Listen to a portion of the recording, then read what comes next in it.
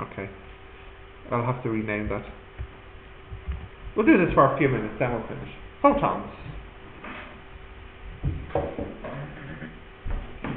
Did somebody have a presentation on light? No. Oh, you did. And I didn't see it. Did you talk about photons? Cool. So tell us, what's a photon? It's I have a big definition for it, but I can't remember it. If you want to make very technical. No, don't make it technical. Keep it simple. That's what makes up light. Yeah, it's like the atom of light. So photons. Yeah, this actually is a huge one. A quantum is the minimum amount of any physical entity. That's just a bit of English definition. So what's the smallest amount you can have of something? You call that a quantum. So what is a quantum of mass? What's the smallest amount of mass you could have? Micro, milligram. No, the smallest amount you can have. A gram. You can have smaller than grams. Milligram. You can have smaller than milligrams. Microgram. AMU? Yes, an atom. An atom. It's the smallest mass you can have. Okay? No, I know. I'm pretending they are, but I know they're not. Okay, so can you note this word, what the meaning here?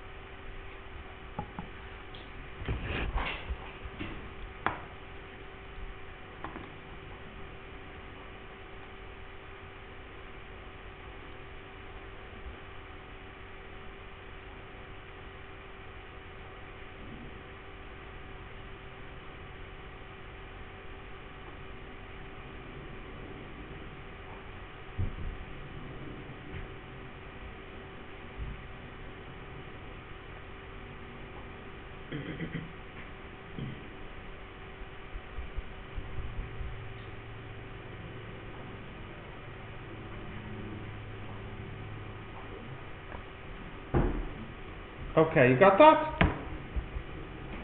So far we had no need for quanta. For example, we don't have any understanding of quanta of distance. That is, there isn't a minimum distance. Distance can be any number.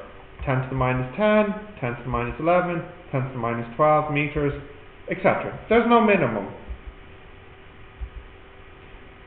So what's a photon? A photon is a quantum of light, meaning it's the smallest amount of light you could have.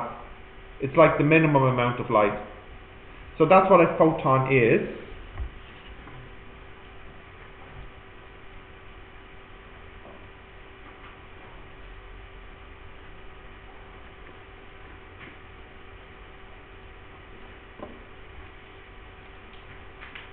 Got that?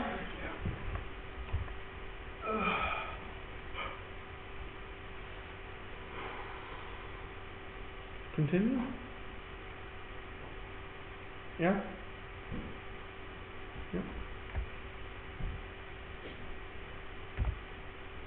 We should think of light as a group of photons. So when I look at light coming out of the projector onto the screen, I should think of this as many photons coming out. So just to be clear, you can have some distance, a smaller distance, an even smaller distance, an even smaller distance, even smaller distance, no smallest. Got that? But when we talk about light, you can have some light, a smaller light wave, an even smaller one, smaller, but there is a smallest one, and this is called a photon of light. You understand? I hope so. And then less than a photon means you have no light. Yes? This is where the theory of the half. half of a half and then half of it and then. Yeah, it reaches a limit for light. Yeah, for light like reaches this. a limit, for other ones. Thus, a photon of light is like an atom of light. That is it and nothing smaller. So a photon is a particle of light, that is a single quanta of light. So we can think of a photon as being like a particle as well. Even though I said light is a wave, we can think of photons as like particles. Einstein discovered that the energy of a light photon, or other electromagnetic waves, depends only on the frequency of light. That is, the higher the frequency, the higher the energy. Now, think about how strange that is. If you picture an ocean wave, and the ocean wave hits your boat, and it gives you a lot of energy from the wave, what will make the ocean wave have more energy? If it has a big, not really the wavelength, the amplitude. Yeah. Which is worse, to be hit by a tall wave or a short wave? Amplitude. A tall one. You don't really care about the wavelength, and you care a little bit about the speed, but really it's the amplitude. So you might think that energy depends on the amplitude of the wave, but what's really interesting about light is that the energy depends on the frequency of the light, which means the energy depends on the colour of the light, which seems strange. And the formula is quite simple. The energy of the light is equal to this constant times the frequency of the light. So a higher frequency means higher energy, and this H is known as Planck's constant. And this is the value of it. 6 something, yeah. It's a small constant.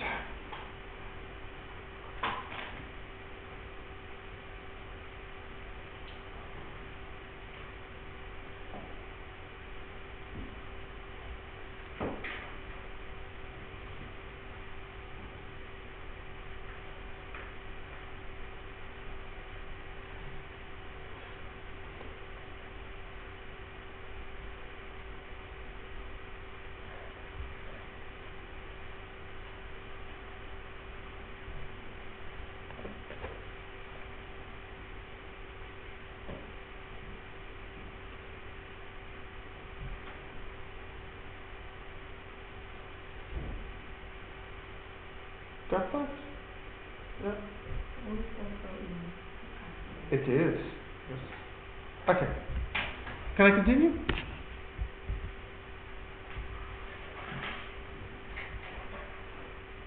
You know what? Maybe actually, yeah, since the next thing is a question, yeah, I think we'll look at the actual questions in the class after lunch then.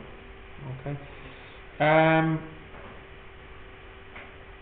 You don't have class after my class, but don't the biology students the biology students are in this room. We'll go to D213 after CAV, after lunch, so we'll have class at 2 o'clock. 1D2 won't really be empty?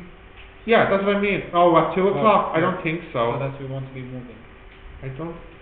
Well, you know what? Why don't you come by D213 at 2 o'clock? And if it's free, we'll just use that instead of CAV, because then we can stay in that room if we need to go overtime. You understand? Yeah. But if it's not, we'll just come back to this room as normal.